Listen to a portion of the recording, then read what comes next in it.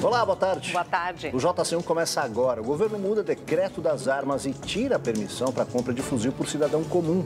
Controle de passageiros armados também volta para a Agência Nacional de Aviação Civil. O Planalto diz que mudanças contemplam questionamentos feitos pela sociedade. O Senado vota hoje lei que pode derrubar cobrança de bagagem pelas companhias aéreas. Bancos de leite no país estão com estoques baixos. Situação agrava ainda mais o fornecimento de leite materno para os recém-nascidos, que tradicionalmente atende apenas a metade da demanda. E no estúdio, nosso assunto é condomínio. Além das questões cotidianas, vamos falar da presença de animais de estimação permitida pela Justiça e também o aluguel de unidades por aplicativos para curta temporada. A gente reforça o apelo para vacinação. Agora contra o sarampo. Quem tem as informações para a gente é a Adriana Sininho. Tem campanha de vacinação extra contra o sarampo sendo preparada pelo Ministério da Saúde para junho. São Paulo é um dos locais que deve recebê-la depois da confirmação de um caso em que a doença foi contraída na própria cidade. Nas notícias internacionais, prisão perpétua confirmada na Itália para a ativista Cesare Battisti. E na Austrália, o objeto cai do céu e faz a noite virar dia por alguns segundos. E o Prêmio Camões de Língua Portuguesa para Chico Buarque. E as novidades para a TV Cultura, anunciadas agora há pouco pelo governador João Dória. JC1, Cultura de Informação, começa agora.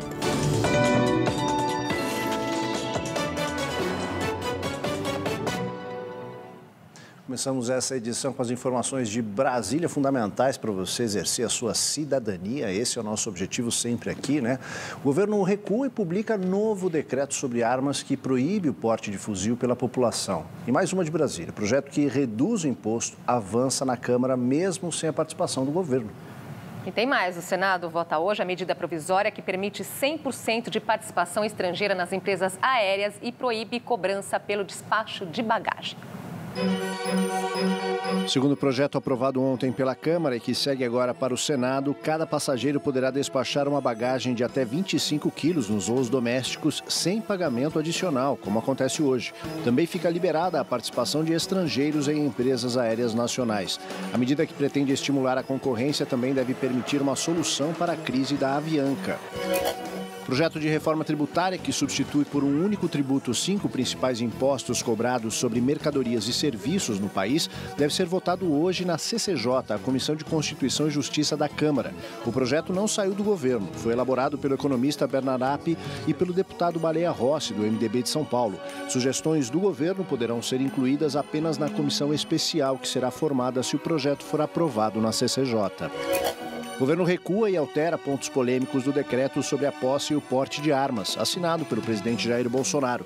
Um novo decreto foi publicado hoje no Diário Oficial. Entre outras medidas, o texto proíbe o uso de fuzis, carabinas ou espingardas pela população e mantém com a ANAC, a Agência Nacional de Aviação, o controle do embarque de passageiros armados. O Palácio do Planalto disse que as mudanças atendem questionamentos do decreto anterior feitos na Justiça, no Congresso e pela sociedade em geral. Ainda mais um assunto que tem a ver com armas. Hoje é o Dia Internacional da Biodiversidade e a ONG ambientalista WWF Brasil divulga uma pesquisa feita pelo IBOP sobre caça no Brasil. A gente vai trazer esses dados para você aqui na tela. 93% dos entrevistados se declararam contra a liberação dessa prática e 7% a favor. A rejeição, segundo a pesquisa, é maior entre as mulheres, com 95% de declarações contrárias à prática, e entre os homens, 90%. Também nos centros urbanos, essa rejeição é maior, com 95% contra 91% também no interior. 2.000 pessoas responderam à pesquisa e 142 cidades. A entidade também entregou no Congresso um manifesto contra a liberação da caça, com 500 mil de assinaturas individuais e o apoio de 700 entidades da sociedade civil. A gente vai mudar de assunto agora. Se lembra do INSEJA, aquela prova, né, para aprovação de ensino médio, ensino fundamental? 700 mil pessoas já se inscreveram nessa prova, que dá esse certificado de conclusão do ensino fundamental e médio a quem não terminou o ciclo na idade adequada. Só que o INEP detectou uma falha de segurança no envio da prova para a GRAFE. Pois é, porque existe um protocolo de segurança que determina que 2 funcionários façam uma viagem em voos separados, de Brasília a São Paulo. E um leva ali a prova num disco que é criptografado e o outro é incumbido de proteger a senha, de levar a senha. mas eles vão separados. A funcionária que tinha que trazer a senha esqueceu a senha. Daí telefonou para Brasília pedindo a senha. O chefe dela mandou a senha por e-mail para ela, por e-mail eletrônico. E é aí onde está justamente a quebra do protocolo de segurança. Isso é proibido justamente para evitar a interceptação dessas informações, né? Aí já comprometeu a segurança, Aldo. Então, o chefe e a funcionária, os dois foram demitidos e o INEP diz que ainda avalia se há condições de realizar a prova, que está marcada para o dia 25 de agosto. Agora, cabe aos inscritos aí baixar a ansiedade, porque qualquer prova já tem muita ansiedade. E a gente vai trazer essa informação, obviamente, para vocês aqui. E ontem nós falamos aqui do destaque dado pela OCDE para políticas de transferência de renda como o Bolsa Família para a recuperação da economia. E a boa notícia é que este mês foi registrado o maior número de famílias que já receberam esse benefício. São mais de 14 milhões de beneficiários que vão receber no total mais de 2,5 bilhões de reais. O Bolsa Família começou a ser pago em 2004. Atualmente, o valor médio do benefício é de R$ 186. A grande maioria das famílias cadastradas está em situação de extrema pobreza, em que a renda per capita não passa dos R$ 89 por mês. Este ano, o governo federal vai pagar o 13º salário aos beneficiários do Bolsa Família, mas não haverá reajuste do benefício pela inflação. Um outro ponto é o dinheiro para pagar os benefícios. O Congresso precisa votar o projeto de crédito suplementar de R$ 248 bilhões para conseguir honrar, por exemplo, o Bolsa Família.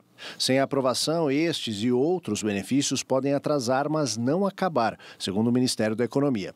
A OCDE, a Organização para a Cooperação e Desenvolvimento Econômico, recomenda que o país invista mais no Bolsa Família e aumente o limite de renda para os beneficiários, como forma de diminuir a pobreza. Mais de 7 milhões de pessoas vivem abaixo da linha de pobreza no Brasil. E depois do registro em São Paulo do primeiro caso de contágio de sarampo na própria cidade, tem reforço na campanha de vacinação. De acordo com o Ministério da Saúde, uma campanha extra de imunização contra o sarampo deve ser iniciada a partir do dia 10 de junho e a capital paulista é uma das cidades que deve recebê-la. Além do caso autóctone que foi registrado na semana passada, outros 7 casos importados foram confirmados pela Secretaria Municipal de Saúde. Eu vou conversar agora com a Maria Lígia Nerger, que é coordenadora do Programa Municipal de Imunizações. Maria Lígia, diante desse risco da circulação do vírus aqui na cidade de São Paulo, qual que é a orientação que você passa para as pessoas? Então, é importante que pelo menos 95% da população esteja vacinada. Então, as pessoas que tenham dúvidas com relação à sua condição de vacinação, procure uma unidade de saúde com a caderneta de vacinação para que seja avaliada a necessidade de receber a vacina. A vacina disponível nas unidades, em todas as unidades de saúde, é aplicada gratuitamente, é a vacina contra sarampo e cachumba e rubéola. O esquema de vacinação para as pessoas de 1 até 29 anos são 2 doses registradas na caderneta de vacinação. E de 30 até 59 anos tem que ter pelo menos uma dose da vacina. Tá certo, obrigada pelas suas informações. Em todo o país já foram confirmados mais de 80 casos de sarampo neste ano, de acordo com o Ministério da Saúde. O que é bastante preocupante, a gente traz ainda uma outra notícia também preocupante. Os bancos de leite materno do país estão em baixa. Pois é, para equilibrar os estoques, a campanha Doe Leite Materno Alimente a Vida tenta aumentar o número de doadoras. Muito obrigada. Pelo sorrisão do pequeno Bernardo, de apenas 7 meses, já deu para notar que ele mama bastante. A Débora, além de alimentar o filho, é doadora de leite desde que ele nasceu. Não é toda mãe que tem o leite, ou não tem leite, ou a criança perde a mãe. E a gente sabe que o leite materno, você vai derrubar tudo. A gente sabe que o leite materno é muito importante para a imunidade, para diversos fatores para a criança. O Hospital da Mulher, no município de Santo André, na Grande São Paulo, que recebe o leite delas, está com estoque baixo, suficiente apenas para os próximos 15 dias. Para um bebê prematuro, ele é mais importante ainda, porque ele está proporcionando uma recuperação da saúde desse bebê. Então, quanto mais ele puder receber o leite humano, que é nosso aqui é o pasteurizado, ele vai estar garantindo uma melhor sobrevida, permitindo que não haja mortalidade, né? A cada ano no Brasil nascem 330 mil crianças prematuras ou abaixo do peso ideal.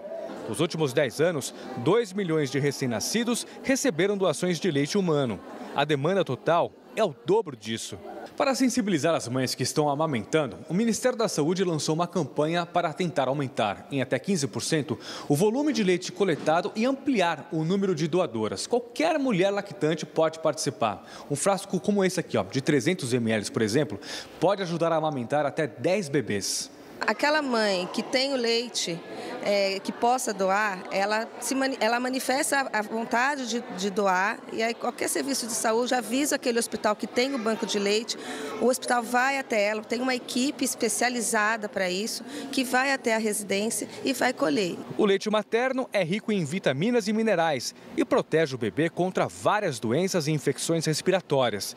Em todo o Brasil, existem 225 bancos de leite humano. É dado pra gente, né? Deus dá pra gente de graça, por que não repassar o que sobra? É uma experiência muito bacana. Estava contando aqui fora do ar para a Andresa que quando a gente teve em casa os 2 filhos, a minha esposa fez essa doação e depois que da primeira vez, né, a mulher aprende, a mãe aprende a fazer essa coleta, depois ela sozinha faz essa coleta e encaminha esse leite. É muito fácil fazer e vale a pena. Essa solidariedade nesse momento é muito legal. Sem dúvida. Muito legal. Vamos mudar de assunto? Olha, alugar o imóvel via aplicativo. Tem gente fazendo isso aí no seu prédio, você está fazendo isso é por tempo determinado, né? Dá uma renda extra em tempo de crise. Mas também pode provocar dor de cabeça, né, Aldo, para os condomínios. Um projeto de lei no Congresso pretende regulamentar essa atividade. Mariana veio de Florianópolis passar 3 dias em São Paulo. Em vez de pagar diária em hotel, preferiu alugar um quarto na Casa da Glória. Primeiro pelo custo, que é mais em conta, e também legal conhecer a pessoa, como é que é o cotidiano dela. O apartamento tem 3 dormitórios, a suíte sempre está à disposição. A diária custa R$ 75,00 com direito a café da manhã. Há um ano, Glória decidiu alugar através de um aplicativo e desde então já recebeu 20 pessoas. É uma forma de você complementar a renda e uma forma de você fazer novas amizades. Mas esse tipo de locação, principalmente para quem é proprietário de imóveis que ficam em condomínios, pode estar com os dias contados. É que um projeto de lei pretende regulamentar esse tipo de locação temporária, permitindo apenas quando houver consentimento dos condôminos. Os condomínios residenciais ficam reticentes para esse tipo de locação. Alguns síndicos acham que é legal, outros acham que é ilegal, alguns advogados dizem que é legal, outros que é ilegal. E isso acaba gerando um conflito dentro do condomínio que aquele que se sente prejudicado acaba buscando o judiciário. Então, quanto antes isso for regulado, a gente vai ter uma situação mais fácil. Neste prédio, na zona oeste de São Paulo, com 56 apartamentos, o assunto foi colocado em discussão durante a Assembleia. E o resultado? O problema é que afetava a segurança do prédio. E aí se resolveu que a pessoa poderia alugar, mas teria que identificar quem é que vinha morar com ela ou provisoriamente. O Brasil tem hoje 220 mil anúncios publicados na plataforma online Airbnb. Virou uma fonte de renda para muita gente durante a crise financeira. E é importante que os condôminos, que a convenção e o regimento interno sejam alterados e sejam adequados àquela situação fática, indo sempre de encontro ao interesse coletivo daquela comunidade. Na Casa da Glória, até hoje, nunca houve problemas com os vizinhos e ela espera que continue assim. Todos sabem, a síndica sabe, o zelador sabe. É como se eu estivesse recebendo uma visita na minha casa.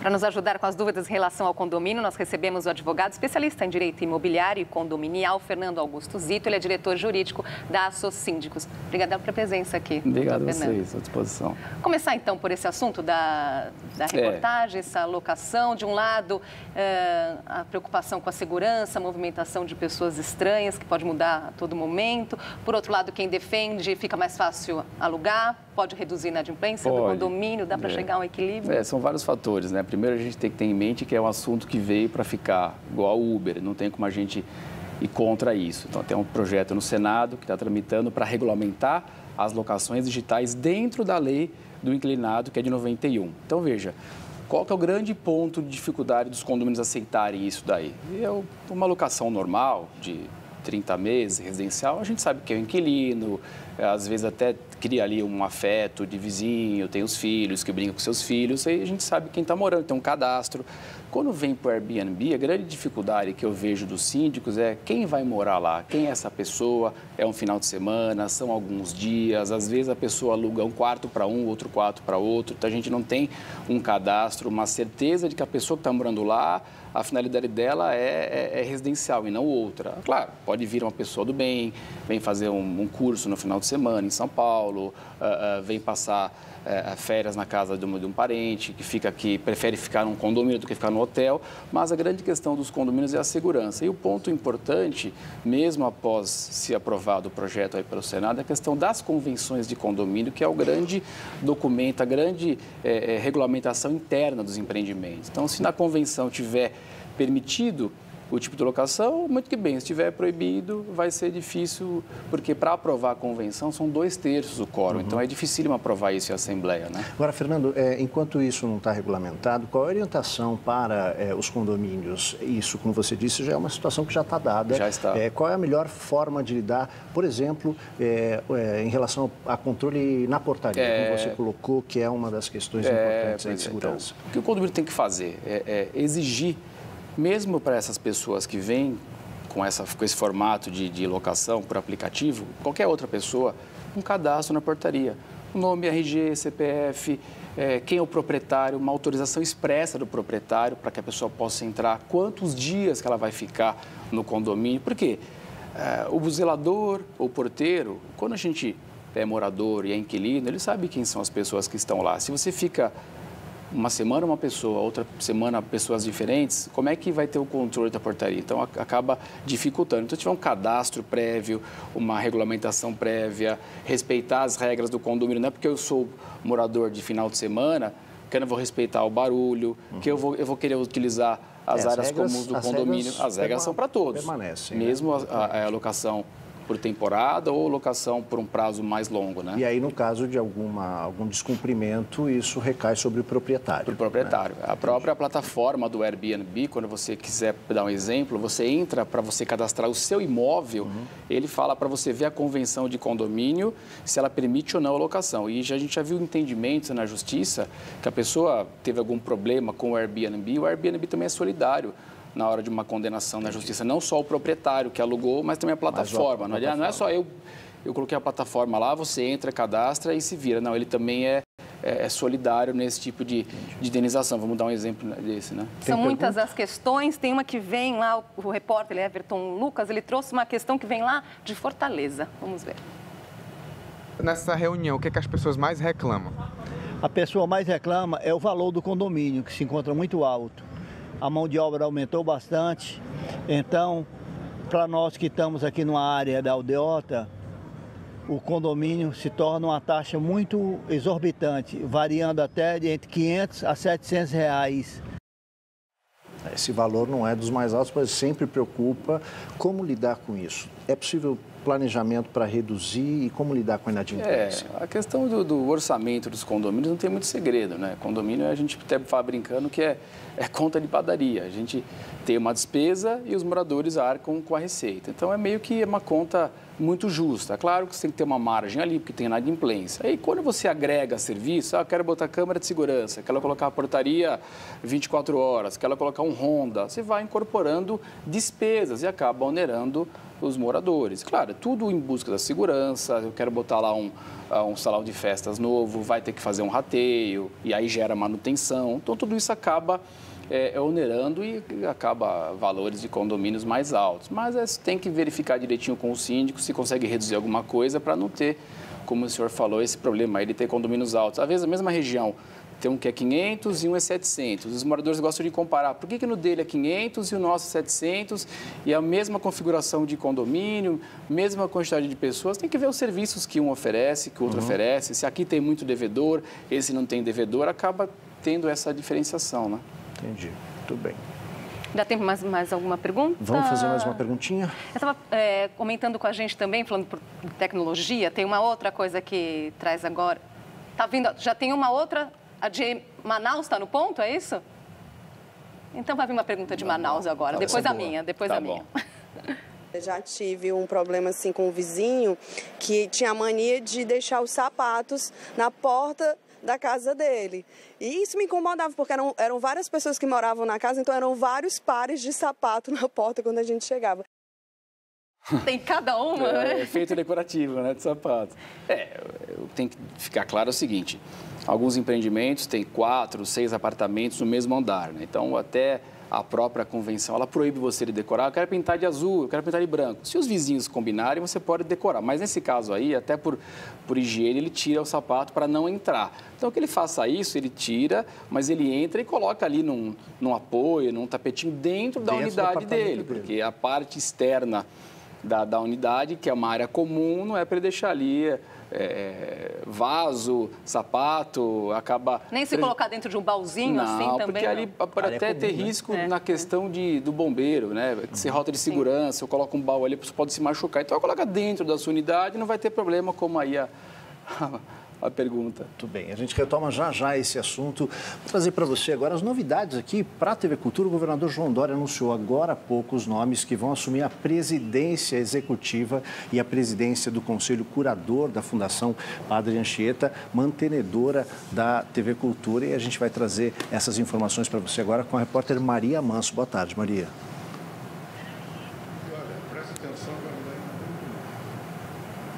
Estamos ao vivo agora, que acabou de ser anunciada a troca na presidência da Fundação Padre Anchieta e também na TV. Vamos então falar primeiro com o governador.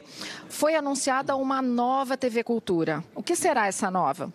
Bem, Maria, a nova TV Cultura é, primeiro, o aproveitamento de todo o legado, de todo o trabalho que foi construído pelo Marcos Mendonça, pelo Augusto Rodrigues, pelo Conselho da TV Cultura e exponenciar esse trabalho, vamos dizer, numa nova etapa da televisão. A televisão no mundo, e não é diferente no Brasil, vem sofrendo uma concorrência muito grande dos streamings, dos celulares, dos comportamentos das pessoas, crianças, jovens, adultos, que hoje têm um comportamento diferente do que tinham nos últimos 5 anos, 10 anos, 15 anos. Portanto, é a continuidade desse trabalho num programa de alta modernidade e colocando a TV Cultura também como uma produtora independente, servindo à imagem da TV Cultura e comercializando os seus produtos no Brasil e internacionalmente. Além disso, fortalecer os programas de licenciamento dos produtos da TV Cultura com o objetivo de diminuir a dependência do investimento do Estado e ampliar a sua independência financeira.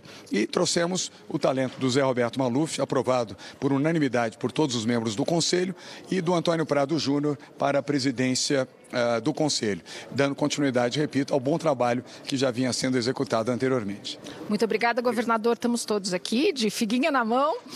Novo presidente José Roberto Maluf, além de toda... Só tomo posse o mês que vem.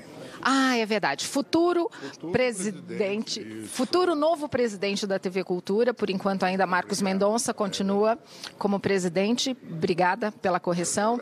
Além dos seus mais de 40 anos de experiência em televisão, o senhor vai contar também pela primeira vez, por iniciativa do governador João Dória, com uma comissão de notáveis, 10 pessoas que também têm experiência em televisão, para ajudar a formatar essa nova TV Cultura. O que o senhor está planejando e como é que é assumir isso? Bom, em primeiro lugar, é um luxo ter um conselho de notáveis como esse. Chama-se Conselho de Gestão, mas na verdade é um conselho de notáveis. E eles têm uma história na televisão e um conhecimento desse veículo que pouca gente tem e que pouca gente terá. Passaram por muitas coisas e tem um pedágio muito grande já pago. Eu vou contar com eles e com o Conselho curador da Fundação para poder administrar corretamente. E é claro que o governador será informado das coisas principais, etc. e tal, mas os dois conselhos é que são realmente a minha escada para poder fazer uma gestão boa, não digo melhor do que ninguém, mas que seja boa. Os telespectadores que acompanham agora o JC1, o que eles podem esperar de novo na tela da cultura? O Boni, aqui hoje, disse o seguinte, que a cultura chegou no estado da arte. Tem a melhor programação de TV pública, uma das melhores no mundo. E eu estou de acordo. Então, o que nós temos que fazer? Alguma coisa que seja diferente, que seja novo. Inovação, tecnologia, esperando o 5G, esperando a inteligência artificial e muito mais do que isso. Integrando a TV aberta não a nossa apenas, todas, em grandes plataformas. As grandes plataformas vieram para ficar. As pessoas falam em Netflix, falam em Disney+, falam em Hulu, falam em Apple+, e tem tantas outras por aí. Teremos a nossa? Difícil dizer hoje sem um estudo aprofundado. Vamos nos agregar a uma grande plataforma? Bem provável que seja esse o caminho. Mas eu não quero antecipar nada por enquanto. Vamos esperar para os estudos estarem prontos. Ok, muito obrigada, bem-vindo. A partir do dia 14 de junho, então, a Fundação Padre Anchieta vai ter um novo presidente, José Roberto Maluf. E olha, pelo que foi dito aqui na coletiva, a gente ficou animado, viu? Voltamos com vocês no estúdio. Tudo bem, Maria, obrigado pelas informações, aí sucesso à nova gestão. E a gente torce também pelo melhor, porque afinal de contas você, que é o nosso telespectador, não merece nada menos do que o melhor que a gente entregue para você. Como disse a Maria, é todos aqui torcendo, não é, Aldo? É papel nosso aqui também sempre divulgar as artes. Nós temos aqui o nosso Espaço das Artes, que hoje faz uma homenagem a Chico Buarque, o primeiro músico a vencer o prêmio Camões, o mais importante da língua portuguesa. O retrato do artista quando moço. Os 6 jurados reunidos na Biblioteca Nacional no Rio levaram 1 hora para escolher por unanimidade o músico, dramaturgo, escritor e ator Chico Buarque de Holanda como vencedor da 31ª edição do Prêmio Camões. Ele foi eleito pela qualidade e transversalidade da obra, tanto através de gêneros e formas, quanto pela contribuição para a formação cultural de diferentes gerações de países de língua portuguesa. O Prêmio Camões foi criado em 1988 por um protocolo adicional ao Acordo Cultural entre Portugal e Brasil, com o objetivo de eleger um autor de língua portuguesa que tenha contribuído para o enriquecimento do patrimônio literário e cultural da língua comum. O arquiteto e o paisagista foram convocados. Chico Buarque é o 10º autor brasileiro a ganhar o Prêmio Camões. Ele já venceu 3 vezes o Prêmio Jabuti, com as obras Estorvo, Budapeste e Leite Derramado. Na música, o carioca de 74 anos gravou ou participou de mais de 80 discos. A carreira musical extensa e consagrada, que teve como primeiro destaque o empate no Festival de MPB da Record em 1966 entre a banda e Disparada, foi pontuada por um alto exílio na Itália durante a ditadura, canções proibidas pela censura e a participação nos comícios das diretas já. A cachaça tá parada. O engajamento político e a crítica social também estão presentes nas incursões de Chico no teatro, com Roda Viva e A Gota d'Água, por exemplo. E a poesia de Chico, com toda a sua força e beleza, ainda é entoada nas criações que envolvem o feminino. Você era mais bonita das cabrochas dessa ala. Você era a favorita, onde eu era mestre-sala. Hoje a gente nem se fala, mas a festa continua. Daqui a pouco a gente traz mais Chico Buarque para você. Intervalo rápido, na volta, um objeto que clareou o céu noturno na Austrália. E na conversa sobre condomínios, a decisão da justiça que libera os pets em apartamentos. Até já.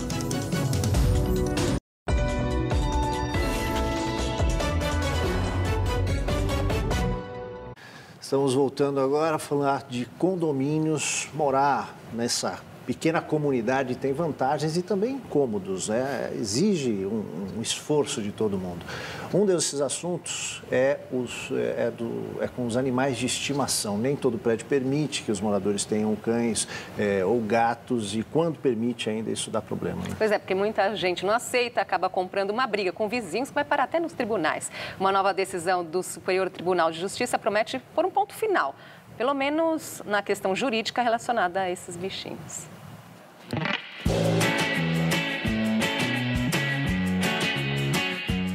Se tem focinho na vizinhança, a chance de desentendimento cresce. A fofura dos cachorros não impede que eles sejam um dos maiores causadores de problemas em condomínios. Letícia anda com o Cirilo escondido porque o prédio onde eles moram proíbe animais de estimação. A gente já teve que se desfazer de alguns animais por conta de multa de condomínio, né? Infelizmente. E às vezes a gente já viu que não adianta discutir, não adianta brigar, entrar na justiça. Mas uma decisão recente do Superior Tribunal de Justiça sobre uma ação movida em Brasília pela dona de uma gata deve mudar esse cenário. Por unanimidade, a terceira turma do STJ entendeu que convenções de condomínio não podem proibir a guarda e a criação de animais em unidades autônomas.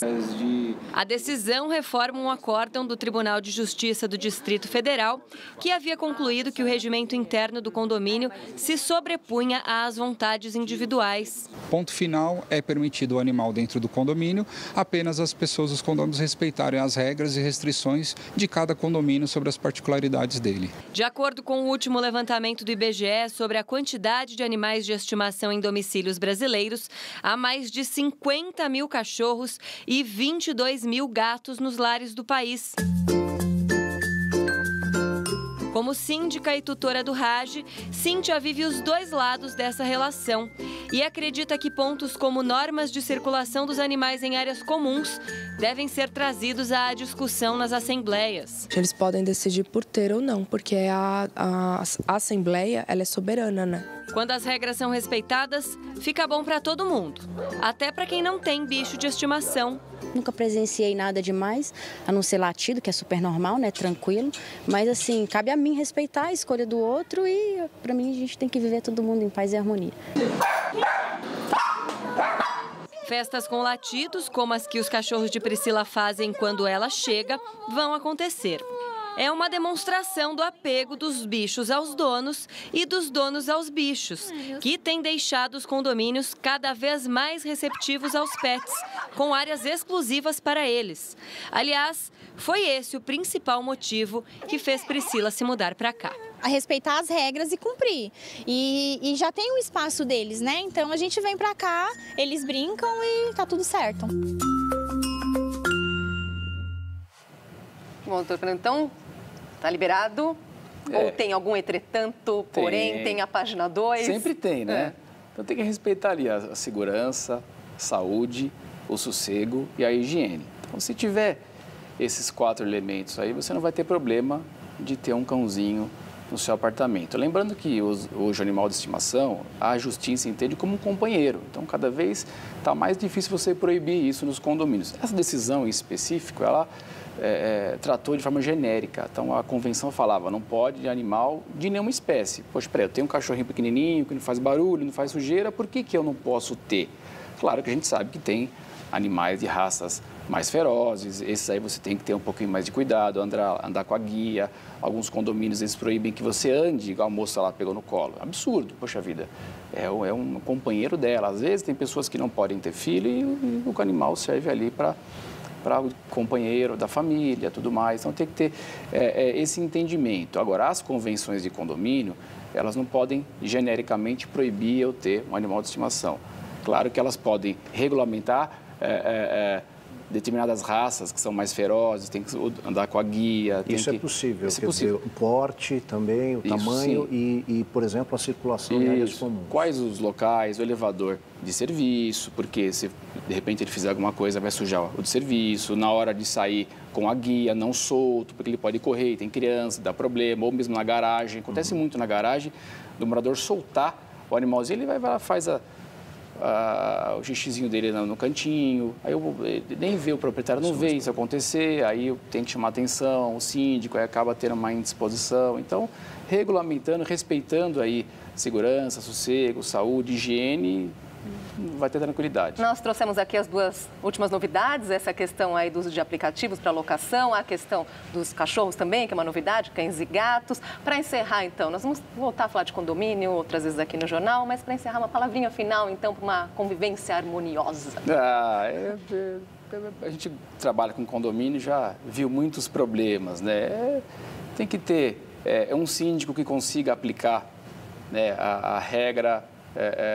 Moradores que constantemente são lembrados, olha, não pode fazer isso, pode fazer aquilo, senão acaba ficando uma coisa muito solta. Sempre relembrar com comunicados, em assembleias, sempre tornar o ambiente mais gostoso, servir um cafezinho, uma bolachinha, para que as pessoas sintam um ambiente confortável, porque hoje a assembleia é uma briga, um quer tomar poder, a gente compara muito com a política do nosso país, né? Então, se os condomínios conseguirem viver em harmonia, o ambiente que a gente vive fica mais saudável, mais leve, né? Você usou uma figura importante aí, inclusive para nós aqui no JC1, né? Uma atitude conciliadora, né? Ouvir os lados, dialogar, promover espaços de diálogo. Especialmente aquele que discorda da gente, né? Exatamente. É o lugar que você vive, Vamos né? retomar com sua família.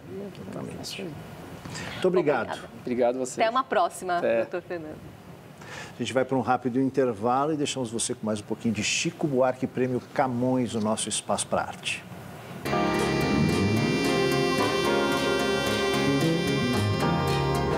A novidade que tem no Brejo da Cruz é a criançada se alimentar de luz. Alucinados, meninos ficando azuis e desencarnando lá no Brejo da Cruz. Eletrizados, cruzam os céus do Brasil. Na rodoviária, assumem formas mil. Uns vendem fumo, tem uns que viram Jesus.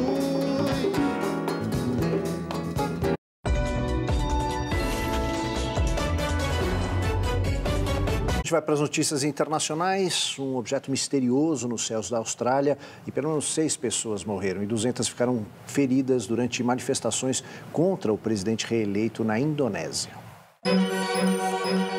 As manifestações começaram pacíficas em Jacarta, capital do país, logo após o anúncio da reeleição de Joko Widodo. Mas no início da noite, um grupo ateou fogo em dezenas de carros. Hoje cedo, manifestantes arremessaram pedras e coquetéis Molotov na polícia, que revidou com balas de borracha e gás lacrimogênio. Cerca de 60 pessoas foram detidas. As manifestações foram convocadas pelo segundo colocado na disputa eleitoral, o general aposentado Prabowo Subianto, que contestou o resultado nas urnas. A justiça italiana confirmou a sentença definitiva de prisão perpétua para Cesare Battisti pelo assassinato de 4 pessoas na década de 70. A defesa dele estava tentando trocar a pena para 30 anos de prisão. O italiano foi preso na Bolívia em janeiro passado e extraditado para a Itália, após quase 37 anos refugiado na França e no Brasil. Battisti foi condenado em 1993 por participar dos assassinatos quando era militante do grupo Proletários Armados pelo Comunismo. Em março, segundo o procurador-geral da Itália, Battisti admitiu pela primeira vez o envolvimento nos crimes. O objeto, apontado como um meteoro, cruzou o céu no sul da Austrália na noite de ontem. Moradores da cidade de Adelaide e câmeras de segurança registraram imagens impressionantes do fenômeno. O clarão durou 5 segundos e foi acompanhado de um estrondo que balançou janelas de casas e prédios. A Sociedade Astronômica Australiana disse que se tratava de poeira espacial.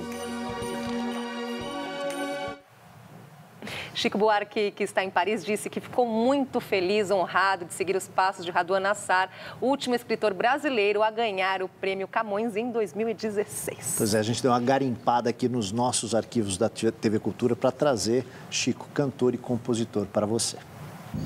Vai passar nessa avenida um samba popular. Cada paralelepípedo da velha cidade essa noite vai se arrepiar ao lembrar que aqui passaram sambas imortais, que aqui sangraram pelos nossos pés, que aqui sambaram nossos ancestrais.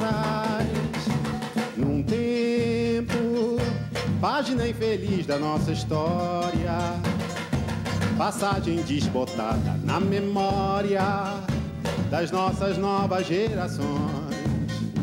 Dormia a nossa pátria mãe tão distraída, sem perceber que era subtraída em tenebrosas transações. E hoje é dia do abraço, né, Aldo? Lógico que eu tenho que dar um abraço. Nós temos que ir embora. Amanhã o assunto é desaparecidos. Assunto sério, hein? Tchau. A gente espera amanhã. Até lá. Dá um abraço.